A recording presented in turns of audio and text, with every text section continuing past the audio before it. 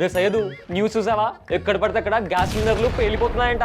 వంటింట్లోకి వెళ్ళాలంటే భయం వేస్తున్నా. మా అసలు విషయం ఏంటంటే గ్యాస్ సిలిండర్స్ ఆటోమేటిక్ గా పేలవరా. 99% ఆఫ్ యాక్సిడెంట్స్ మనం చేసే ఈ 3 పెద్ద తప్పుల వల్ల జరుగుతాయి. 3 తప్పులా ఏంటవి?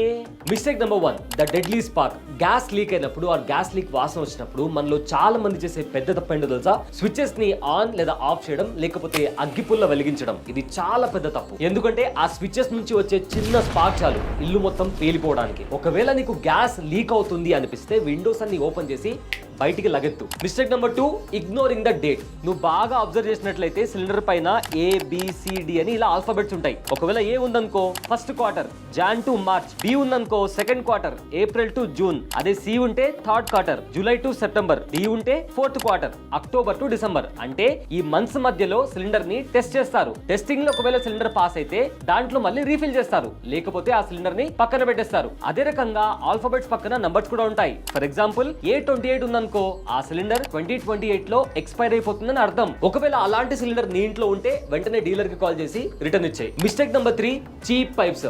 ఏ 100-50 రూపాయలు మిగులుతాయని మనం ఏం చేస్తాం? రోడ్డు పక్కన దొరికే చీప్ పైప్స్ ని, రెగ్యులేటర్స్ ని కొంటాం. దాని వల్ల ఏమవుతుందంటే అవి చాలా త్వరగా క్రాక్స్ ఇస్తాయి. సో అలా క్రాక్స్ వచ్చిన వాటిలో నుంచి గ్యాస్ అనేది లీక్ అవుతుంది. అలా జరగకుండా ఉండాలి అంటే కేవలం BIS హాల్ మార్క్ ఉన్న రెగ్యులేటర్స్ ని, పైప్స్ ని మాత్రమే వాడాలి. ఇంకో ఇంపార్టెంట్ పాయింట్ ఏంటి అంటే మనం ఏ రీటైలర్ దగ్గర అయితే గ్యాస్ కొంటున్నామో, లైక్ HP కావచ్చు, ఇండియన్ కావచ్చు, భారత్ కావచ్చు, సో వాళ్ళ దగ్గర మాత్రమే ఈ పైప్స్ అండ్ రెగ్యులేటర్ కొంటే చాలా మంచిది. థ్యాంక్స్ రా అబ్బాయి, ఇప్పుడే వెళ్ళి నా సిలిండర్ చెక్ చేస్తా.